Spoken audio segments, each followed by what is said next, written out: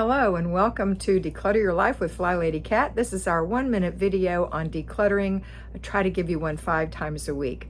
Today we're talking about decluttering wisely. That means thinking about what you're doing. That's all. Just think about what you're doing. Do I really want to keep this item? Is it going to serve me in some way by making me happy, by enabling me to decorate with it, or I need to wear it, or I use it to cook with? Be wise about what you keep and what you give away. The first thing to do when you start to declutter is put like things together and see how many of those like things you might have. So if you've got surplus knives, surplus scissors, surplus blouses, consider what you really need. You don't have to give it away because I said to. Give it away because you don't need it. Love it. Use it.